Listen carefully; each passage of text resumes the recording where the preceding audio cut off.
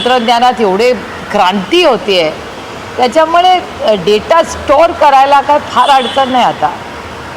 ज्यावेळेला विधानसभा निवडणुका झाल्या होत्या त्यावेळेला आपल्या पक्षाच्या वतीनं सुद्धा अनेकांनी आक्षेप घेतलेले होते. अनेकांनी स्थानिक पातळीवर निवडणूक आयोगाला पत्र पाठवून त्यांच्या विधानसभा क्षेत्राची माहिती मागवलेली होती. आपल्या वतीने या प्रकरणामध्ये काय कोर्टामध्ये जाण्याची भूमिका आहे, निवडणूक आयोगाकडे जाण्याची भूमिका आहे, नेमकी काय भूमिका? एकतर आमच्या कोर्टात खूप केसेस चाललेल्या आहेत.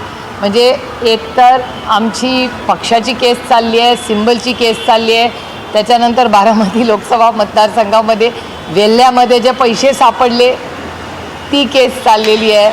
त्याच्यानंतर आमचे अनेक कॅन्डिडेट्स आहेत ज्यांना असं वाटतं की त्यांच्यावर अन्याय झाला आणि डेटा ड्रिव्हन आहे, हा फक्त खोटा आरोप नाही आहे. अशा बऱ्याच केसेस आमच्या कोर्टात आत्ता आहेत.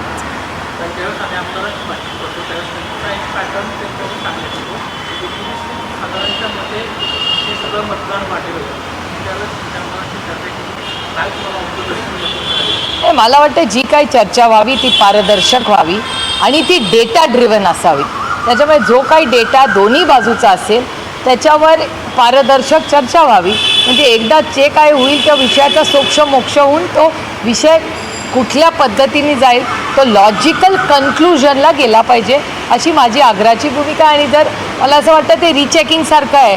जर आपण पेपर व्यवस्थित लिहिला असेल तर आपल्याला रिचेकिंगला काहीच हरकत आहे ना. ते राज्य सरकारने महानगरपालिकेच्या निवडणुकीची जी प्रभाग रचना आहे त्यासाठी जवळपास आता महिन्याभराची मुदतवाढ केलेली आहे. त्यामुळे मुंबई ठाणे आणि नवी मुंबई आणि राज्यातील 29 महानगरपालिकेच्या निवडणुका ज्या आहेत त्या आता दिवाळीनंतर होणार असं चित्र पाहायला. माझी इलेक्शन कमिशनला एवढीच विनम्र विनंती आहे की जे काय होईल ते पारदर्शकपणे व्हावं. म्हणजे जे वॉर्डची रचना आहे ती पारदर्शकपणे वन साईज फिट्स ऑल झाली पाहिजे. कुणाच्याही राजकीय मनमर्जीने वॉर्ड्स होऊ नये.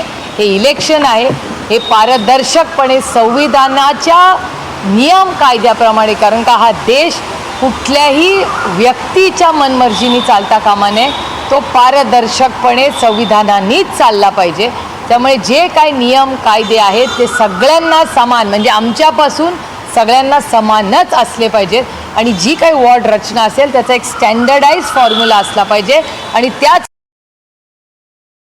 पारदर्शकपणे त्या झाल्या पाहिजे. काही पण 6 ऑक्टोबरपर्यंत ही मुदतवाढ दिलेली आहे, त्यामुळे आता कुठेतरी निवडणुका पुढे जातील असं वाटतं का? मला काय आश्चर्य वाटत नाही. तुम्हाला ज्यावेळेस ऑर्डर आली तेव्हाच म्हणत होते की म्हणजे माझे तर सहकारी प्रशांत जगताप हे तर कधीपासून म्हणतात की पुढच्या वर्षीशिवाय इलेक्शन होणार नाही.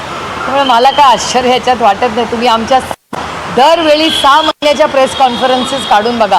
आम्ही जे आरोप मी म्हणणार नाही, जे स्पष्टपणे आम्ही ती भूमिका खरी होती. तर विविध विषयांवरती आपलं लक्ष असणारच आहे. मात्र राहुल गांधी यांच्या आरोपावरती भाजप आमदार प्रसाद लाड काय म्हणतायत आपण ते बघूयात. राहुल गांधींचं मानसिकता बिघडली असं मी ज्यामध्ये राहुल गांधीचं मानसिक संतुलन खराब झालेलं आहे.